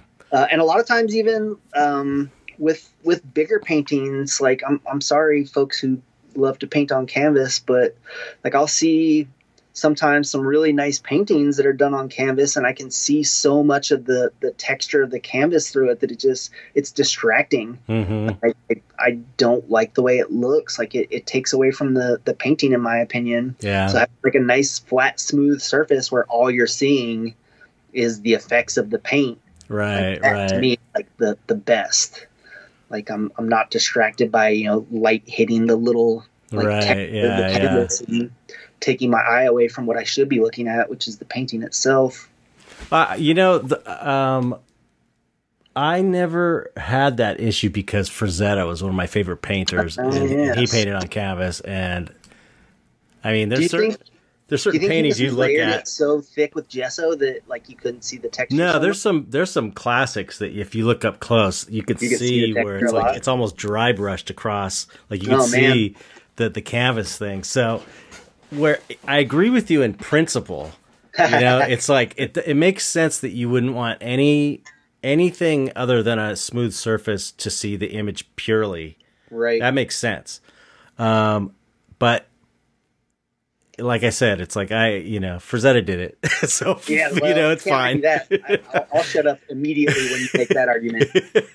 But I what I find with my oil paintings on canvas is that if I'm doing them well, the paint is thick enough to where it obliterates the canvas. Gotcha. Except maybe where I leave the backgrounds raw and the underpainting showing through, and that's kind of a cool effect because it's a Frazetta thing. Yeah. You kind of see some of the underpainting showing through. But I've been doing aluminum panels lately. Most smooth, but also, but I mean, and it gives that little bit of reflection. No, I haven't been painted. I haven't painted straight on them yet. But I get them gessoed. Like gesso them first. Yeah, and it's basically the same texture as a wood panel, but you can put them in the oven. Yeah. If I'm doing them small, I can put them in the oven and bake them, and they could be dry in 30 minutes if I'm careful and I'm painting thin enough. Nice. And or I can put them in front of the space heater that's in my bathroom. I have like a heat. I turn it into a heater room when I need to. Or if it's really sunny out, I'll put it out in the sun. And with wood panels, you got to watch it because it works. Or even with canvas, it works. It'll dry it, but if you're not careful, it gets too hot. It warps it, and man, that is a heart wrenching experience to go through. I remember early on, like, I'm going to put this masonite painting in the oven. This is going to be great. And then I pull it out. And it's like, like shaped like a banana. It's like, there's no way of getting this back. Trying to somehow smash it into a frame. Yeah. So, but the aluminum, it takes the heat and and they're super archival apparently, like street signs materials. So of course, smooth, archival. Yeah, heat them up. That sounds like the way to go. Yeah, I love doing. But still, that's cool. I love doing underpaintings on canvas though. For some reason, like I just like because I do underpaintings. I do like terps and like a brown color, burnt umber or something, and really watery and letting it drip. And I've seen you do that. It's something about. I like the texture of the canvas, but I can see that. I feel like if it were on a super duper smooth surface, like it would just all run off immediately. Yeah, Having that little bit of texture helps capture a little of the liquid on there. Yeah. But I mean, even when I do panels, I usually sand them, so there's something to grab on. You do the same? Yeah, I sand my panels. Yeah. I have to.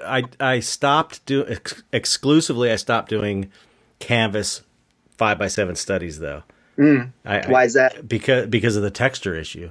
Oh yeah. You lose too much of the detail. Because I totally see what you're saying because it's it stands out more on a small piece than it does like on a 24 by 30 I could definitely piece. see You know what that. I mean? Yes.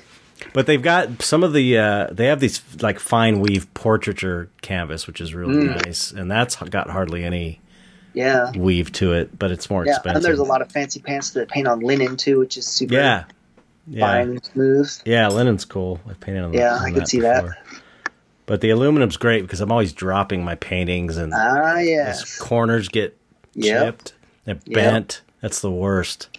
Well, that was another one of my like minor grievances with canvas, is that it's so delicate. You know, like if you set it up against something wrong, you got some weird poke mark in the back of your painting. Yeah, I know. Leaned up against the thing. I know. Like I always joke that, you know, most of my paintings are bomb proof. Yeah. if anything happens to it, you know, like you could vomit on one of my paintings and hose it off and then like throw it down the stairs and it would still be fine.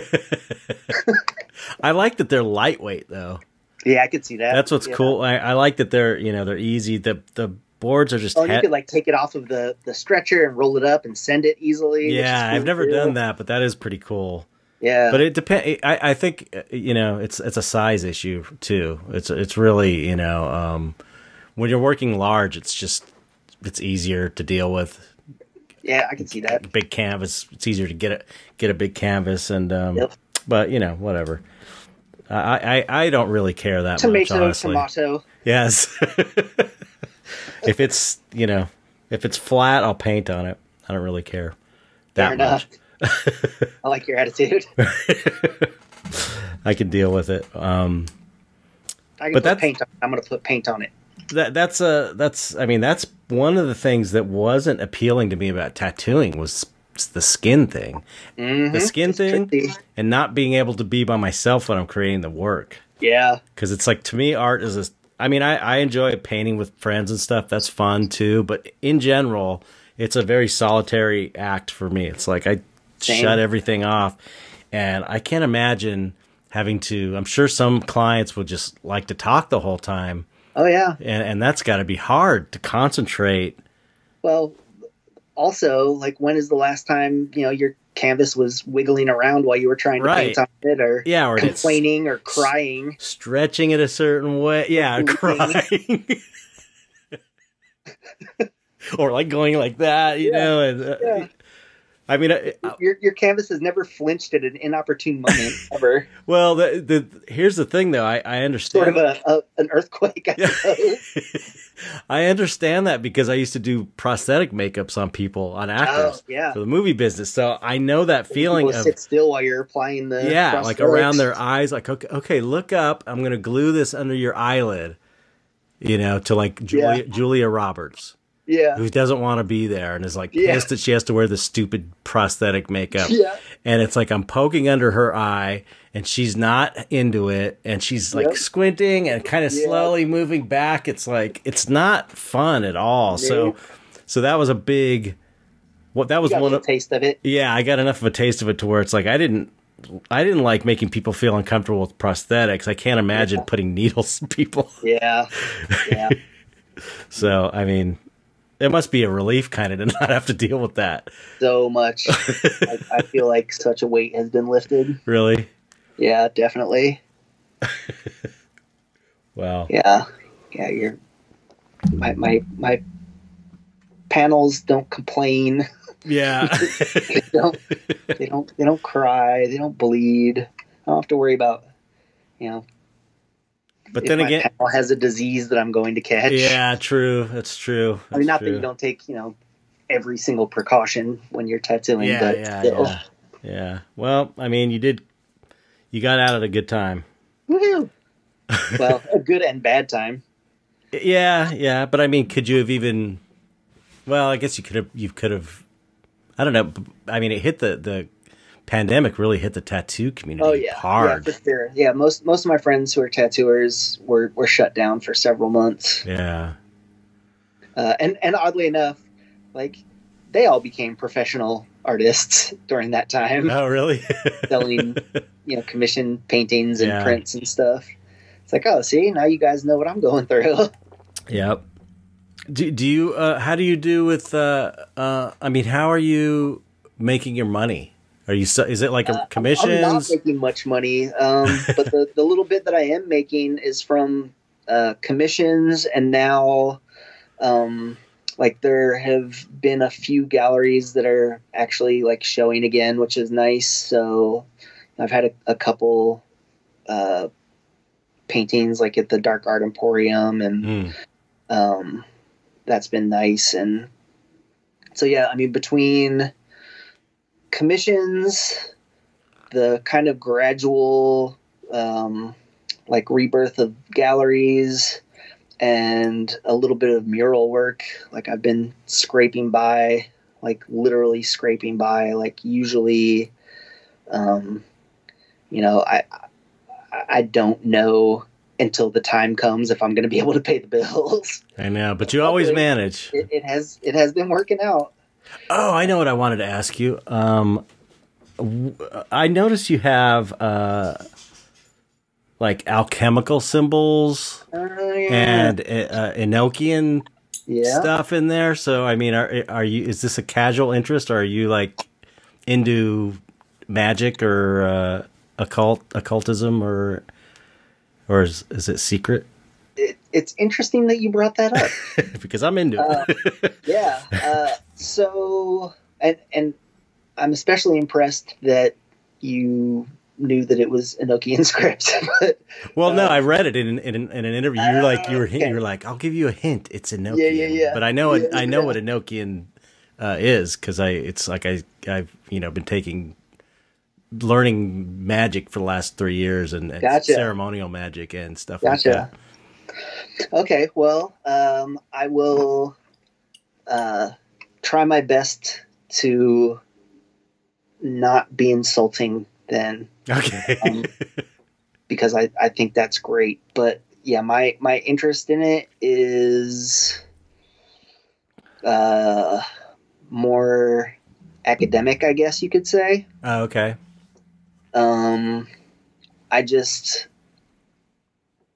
I don't know why I have a mild fascination with like dead languages and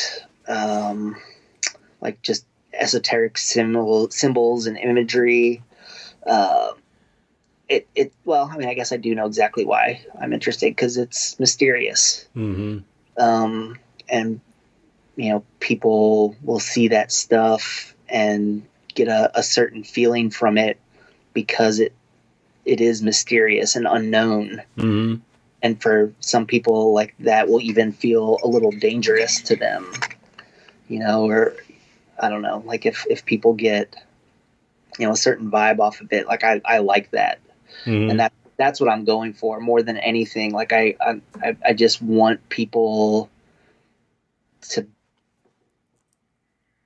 feel like, I don't know, maybe a little more engaged, because it's not something obvious. Mm-hmm. Well, I mean, you don't have to. People have to work a little bit. You don't have to justify yourself as an artist. I mean, we use what we are attracted to intuitively, and that's about, that's like, yeah. Well, and I put the time in to study that stuff, to know it, so like I don't feel like I'm taking it too lightly. Mm-hmm. But by the same token, like I'm not, like a true believer. So, like, I think it's fascinating, and I feel that of a lot of like religion and religious symbols and imagery. Like, I'm fascinated by it. Like, I think it's really cool. Do I believe all of the stuff that goes into that? No, I don't. But I still think it's fascinating, and I'm really interested in it, and I think it's cool. Like, I'll use, Latin a lot of times. Again, just because, like, I think it's cool to not just have everything handed to you. Like, there's a secret in there, and if you want to know that secret, you're gonna have to figure it out. Right? Yeah. It's fun. Yeah, it's a fun. And a lot of times, like, it's funny because it'll look like this really like spooky, serious thing, but if you can take the time to like crack my codes and like figure out, what I've put in there. A lot of times it's just nonsense or something like a really funny message. Right. Have you ever seen a movie called The Wraith from the 80s? Which one? Charlie Sheen. Yes. That was the first, like, I think it's the first real movie I worked on. I was like 15 or 16, and my friend, who's like 5 years older than me. 16? Yeah, I was like, I was in high school still. How did you get to work on a movie when you were 15 or 16? Because I met my brother's friend, was going to college with this guy who was doing movies and stuff. He was like 20 or 19 or something. So he would hire me to do little odd jobs because I was into it and I was trying to get in the business. I was doing my portfolio in high school. I knew I wanted to be in effects. That must have been the coolest thing when you were 15 or 16. Oh, it was totally cool. It was great. It was super fun. I mean, I was just like doing molds and whatever needed to be done. I did a little bit of sculpting, but the point being is on his helmet, they used runes. There's runes in the helmet, and they wrote the runes spell out Embo, which means eat my butt out. It's like nobody knows that except the people that worked on that, except for everybody that's listening right now. Yeah, exactly. I mean, it's who cares at this point, but I thought that was great. Pretty hilarious. Yeah. Well, I'll say this about magic: you don't need to believe in it for it to work. All right, and I'll leave it at that. It's like you're not supposed to believe, which is a weird dichotomy. But it's interesting though. It's like I don't know. It's a trip. It's a trip. I'm sure. It's crazy shit. The whole Enochian thing is fucking insane, man. I'm sure. I don't know if you read about John Dee and that's like the guy that I am taking these classes on, this chaos magic and ceremonial and stuff. He just wrote a book, like this big ass book about like the most in-depth book of John Dee. It's called John Dee and the Empire of Angels. And it's really dense. It's insane, man. It's crazy, crazy shit. Like I haven't even gotten all the way through it. It's just like, it's such a trip. The whole thing is really weird. It's like definitely. I'm fascinated by all that stuff for sure. Yeah, it's super cool. Like I said, I don't just like slap that stuff on there out of nowhere. Like I research it and like try and like at least know a little bit about what I'm talking about before I use that stuff. And it's fascinating as shit. Like Aleister Crowley was like a super crazy, like charismatic. He was like a genius, interesting fucking dude. Yeah, he was a genius. He was, yeah. But he was a character. I mean, the whole thing about him being like the great beast and all that satanic. It's like he was raised fundamentalist Christian. And so his whole thing was like, I'm going to fuck with these people and call myself the Great Beast. It's like he was, I mean, he was kind of like a perv and a weirdo and stuff. But when you read his writings, it's like the dude was a scholar on this stuff, whether you're into it or not. He was really smart. You can't fucking get over on people if you're a dummy. Yeah. Well, I mean, he was, I mean, he knew his shit. He knew what he was talking about. It's like, I mean, that's how he was so convincing and was able to like, get so many people on board. Well, he was smart and he knew what he was talking about. Yeah, but I don't think he was like, I mean, this, maybe we differ in our opinions. I don't think he was smart as like a grifter and conning people. It was like, he actually knew his shit. Like he knew what he was doing. He was the first, as far as this whole magic scene goes, he was the guy that was like, I'm going to take all this knowledge that's been secret for, hundreds of years and like give it to people so that they can use it for themselves. Yeah. And so it's like, people weren't into that because, bringing it to the masses, but, so he's regarded as like a hero in that scene in that way, because he was like, okay, it's like it's like open sourcing your computer code. I mean, it was like when they first made like the Bible like accessible to the average man. Like, exactly. All of the church was bummed out about that. You know, they were like, oh man, this was like the one power we had over people, is that we were the only ones that controlled this magic. Right. Now everyone can have it. Damn it. He kind of did the same thing. Oh yeah, totally. He's like, nah, man, like not just a few people should have this information. Everyone should have this information. Yep. So of course, like the few that were benefiting from that were like, no. Yeah, exactly. That was our thing, though. Yeah, there's a what is it? There's a magical credo, which is to will, to know. I forget the fourth one. Damn it. No. It's like, I'm going to look it up. To will, to know. I'm going to look it up. Hold on. To will, to know. Okay, that should come up.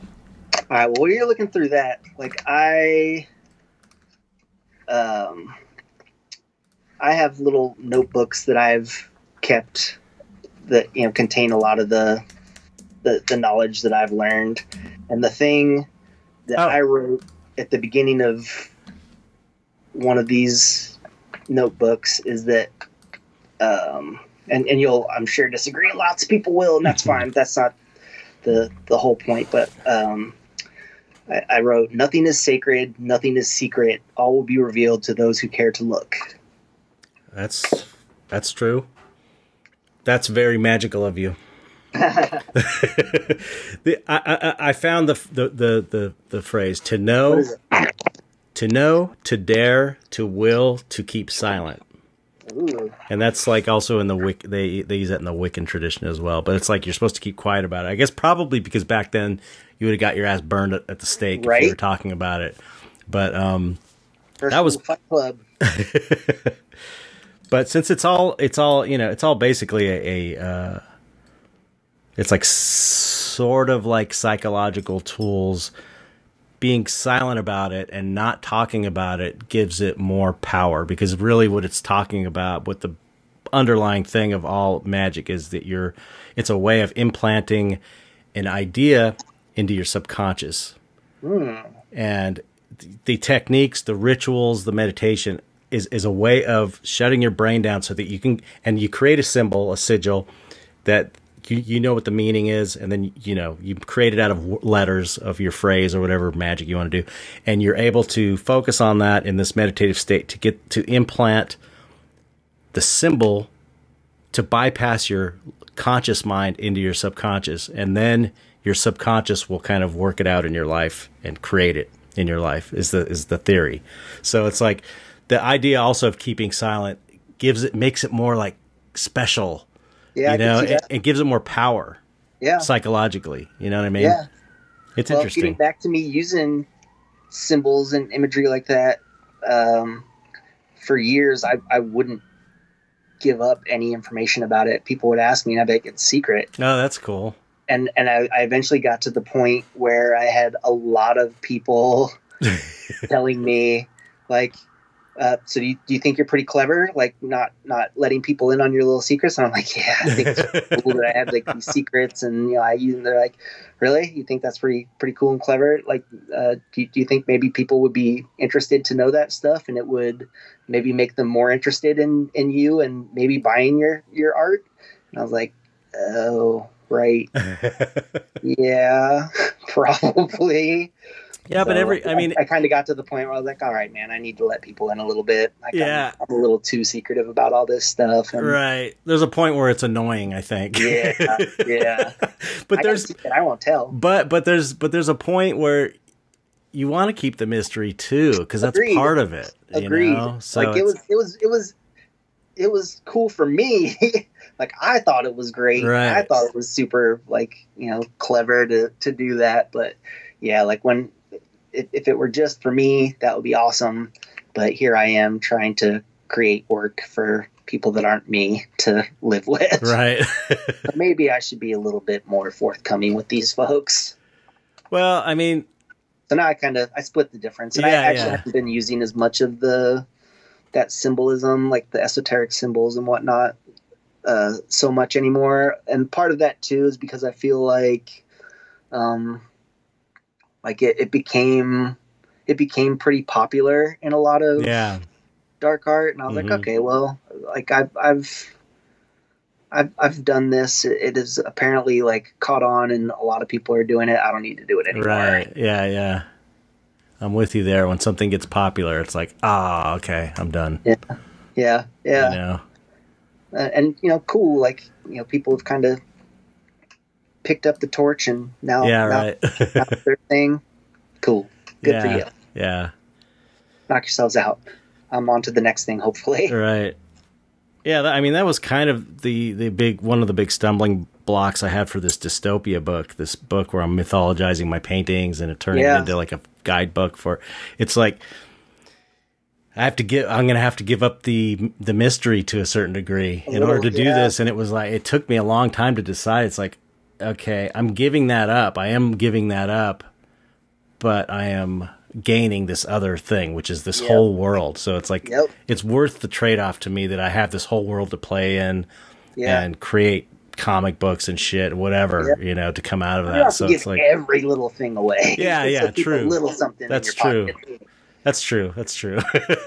But yeah, letting people in a little bit, I think, is nice, and I think they really appreciate it more than we understand. Yeah, yeah. But I mean, it's also, for me anyway, maybe, I don't know if it's like that for you, but Huh. a lot of this stuff, I don't even know myself what it Yeah, means. yeah, yeah. It's like, it's so intuitive. It's just like, it's just like Beksinski. That was like I think his coolest quote ever was, I'm not interested, or I don't know what my paintings mean, and I'm not interested in knowing, which is like Oh the yeah, coolest fucking thing you could ever say. So I think that's great. I know, I wish I came up with that one. Fuck yeah. And I feel that way so much, but I feel like there's so much pressure, especially these days, to to have some, really deep meaning for everything. Right. And I don't always, or at least I don't have like a conscious idea of what the deep serious meaning of everything is. Like a lot of times I'm just trying to make stuff that I think looks cool. Yeah, that's what I'm doing every time, pretty much. Yeah. And that brings me to a quick story that's pretty interesting in this regard.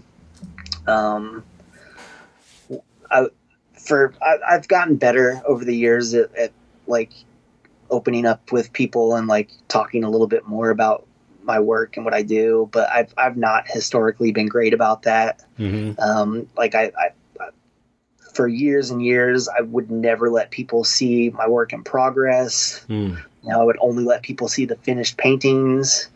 And I didn't like to talk about my paintings. Like, I just like making the stuff and like getting it out there. You look at it, you figure it out. Right. You decide what it means. Yeah.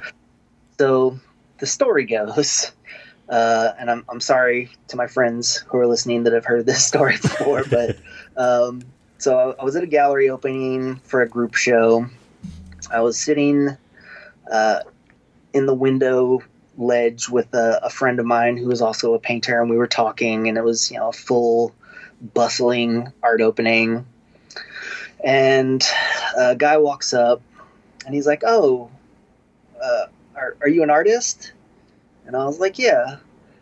And I was like, "So is this guy?" And he's like, "Oh, you guys, is this your painting?" And he points to a thing that's right next to us, and I look up and I'm like, "No, that's an artist called Leslie Repetto." And he's like, "Oh, do you guys have stuff in the show?" And I was like, "Yeah, I have a painting right here on this wall." And I point down and I say it's like the fourth one in. It's the gray one with the red on it. And I was like, his piece is over on this other wall. And I point to his, and I'm like, his is the green one over there. And the guy gestures to me, "Oh, well, come talk to me about your painting." And I was like, "Oh, it's right there. It's the fourth one in on this wall, the gray one with the red on it. Just go check it out." And he's like, "No, but like come talk to me a little bit about it." And I was like, "It's right there, man. Just go look at it." And he like stood there for a minute looking a little indignant. And then not only did he not go look at the painting, he straight up walked out. Wow. And I looked at my friend and I was like, what just happened? And so that's the story of A, how much I didn't like to share, and B, how fucking terrible I am at marketing myself. Yeah. Well, this is something that you got to get over. If you're a full-time artist now, it's I'm getting better. Yeah, there's just baby stepping it every day. Yeah. I mean, it's just there's no, you know, on the one hand, it's never been a better time to be your own marketer. You have all these opportunities like never in the history of reality. Yep. And the, you know, the the climate is people want to see how shit is made. Yeah. Everybody wants to see it. So much better about it. Oh, good. To the point where I've actually been teaching a bit. Oh yeah, I saw that on your page. Obviously, that slowed down once people couldn't be in the same room together. Right. And I haven't yet translated that into an online system yet, but yeah, like people were so interested in the way I created paintings that I eventually thought, you know what, I don't think it would be a bad idea to just show people how I do what I do. Yeah.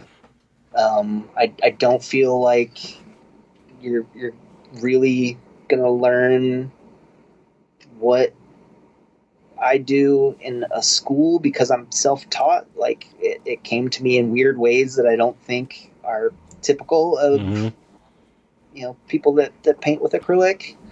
So I thought to myself, I'm willing to share, like, you know, what I've learned through my blood, sweat, and tears. And I had enough, you know, of my artist friends over the years, you know, tell me how crazy my technique is. They're like, wait, how do you do it? Wait, what? That's how you paint? Really? That doesn't make any sense. And so eventually, like, I thought, well, okay, if what I'm doing is really that different and unique, then I should probably share it.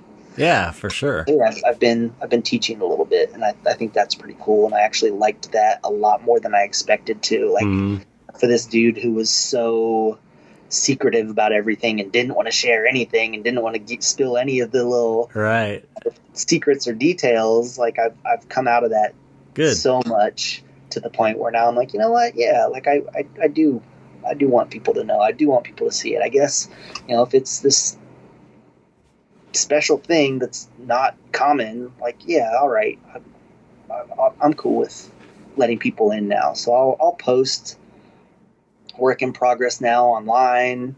You know, I'll show entire like sequences of like a painting being made, and I'm teaching now. So I've come a long way. I'm learning to be a little bit more open. I'm learning to, you know, give a little bit more of myself. And that was always the thing that I wasn't, you know, like I wanted to be able to just make a painting, get it on a wall so people could see it, have them, you know, think whatever they were going to think about it and not have to talk about it. Right. I would make the paintings so I didn't have to talk about it. Yeah. Well, I mean, that's why we paint, you know. That's why we don't write. Like, that's we're painters, communication. you know? Like, you're looking at the communication. I have nothing more to say. I said it. There it is. Yeah. Go look at what I said. Right. But sometimes you're speaking in a language they don't understand, and they want to know the language a little bit better. Yeah. You know, so you can still talk about your work and keep it help vague, translate a little. You know, even if you're saying, I don't know what it means. I just, you know, I really like this image for these reasons. I think probably that dude in the gallery was really looking for just an interaction with the artist, probably. I'm sure. You know what I mean? I'm sure. And I was younger and dumber, and in hindsight, you know, of course, I would have done it differently. Yeah. You live and learn. But at the time, it's hard to I mean, it's hard. It's hard to write an artist statement. All that shit is terrible. It's like talking about pulling yourself in the teeth. third person is the worst. Pulling teeth, man. Yep. But it's kind of the reality. It's just like anything. It's like the business stuff. You got to learn because you got to. You got to. That's how it is. It's like you got to eat. Unless you have a marketing team and a manager and. I mean, you can work towards that maybe, but it's not like it. I don't know anybody that has that. Nor do I. You gotta have everyone I know is a one-person army of art. Right. But it's cool. I mean, it's at the same time there's freedom in that. Yeah, definitely. You're the boss of you. Yep, 100%. For better or worse. Yeah, I was just gonna say that. When you have to get up, I made myself get up at 5:45 this morning because I had so much shit to do, and it was like I was so proud of myself that I did it, even though I only got like 6 hours sleep. I was like, yeah, that's still nighttime, man. Yeah. I have to do the morning thing. I'm naturally a night person, and if I let myself go, I would be, all night, working all night, all the time, and it just getting up in the afternoon. Just wouldn't. Yeah, it's not. It wouldn't work well with my wife, and you've got other people relying on you. Yeah. It's not like I could just do. I'm sure if I was alone, I would be like that, and I'd be like 300 pounds, and it's like I eat at night too. That's the worst. That's the worst thing. 300 pounds, have see-through skin and white hair. Yeah, basically. I went and got a physical. Before COVID, so it was last year, and I hadn't got one in a long time. They did my blood work, and I was good on everything except vitamin D. I was low on, which is the sun, the one you get from the sun. That's weird. I went out once last week, I think. I'm pretty sure. Was that last week or was that the week before? I know I went out one of those days. How could I need vitamin D? I got some like 2 weeks ago. Right. Well, we are coming up on 2 hours, so I should probably let you go because I know you have stuff to do. But, yes. Thank you for coming on, man. That was a fun conversation. The time, she flies, no? Yeah. It's great. That's how good conversations are. They just go by in the blink of an eye. Do you have anything going on you want to promote, like any shows coming up or? I currently have a little painting that's part of a group show at the Dark Art Emporium right now in LA, in Long Beach. Great gallery. The show is called Melancholia. There are a lot of great artists. I just have one of my little itty-bitty 5x7 paintings in that show. I believe it has already sold, so thank you very much, whoever bought it. I greatly appreciate the support. Otherwise, I just have a pretty good-sized pile of commissions that's been backing up that I really need to get through. If any of you listening has a commission pending with me, I have not forgotten about you. I am on it. I'm getting through them as quickly as I can. I'm there. I'm right there with you, man. Yep. But yeah, that's about it. I guess the best way to keep up and know what I'm doing is Instagram. Like I don't really do much other like social media. I don't really have like much of an online presence other than that. So yeah, I guess that's the best way to keep up with what I'm doing. And what's your Instagram? Oh yes, I forgot. I'll put it in the description also. Lord Ego 1. RDEGO and the number 1. Okay, we'll put it in the description of the podcast as well, so people will. Nice, I appreciate that. Yeah. Well, cool, man. It was great meeting you finally. Yeah, and likewise. Talking to you. Love your work. Let's not have this be the end of it. Yeah, absolutely. We got. Congratulations on the 2nd Dark Art Society show. Oh, thanks. Thank you. Yeah, that was. I didn't even go to it because of COVID. Oh man, yeah, that makes sense. I'm just like super paranoid because I'm older and stuff. So you should be anyway. It's no good, regardless of what people may be saying. Yeah, absolutely. But yeah, I actually want to thank you for letting me weasel my way into the first Dark Art Society show. Oh yeah, the second one. Oh, of course. I would have asked you to be in the second one if it wasn't a complete clusterfuck. I get it, man. I'm not I totally I would have though, but it's just like it was kind of thrown together at the last minute just because everything was crazy. Everything's so we didn't even know if we were gonna do it because dealing with that many artists. Oh, man, and I do not envy you that. Yeah, it's rough, but I mean, just the COVID thing, I didn't even know. We didn't know if it was going to be okay to do it even. Yeah, like a month before or 2 months before, so it was really That's last how minute. Everything is right now. You just don't know until the minute that it happens, because the leading up to anything that's happening, the next day, the governor of your state could be like, nope, shutting it all down. Right? Yeah.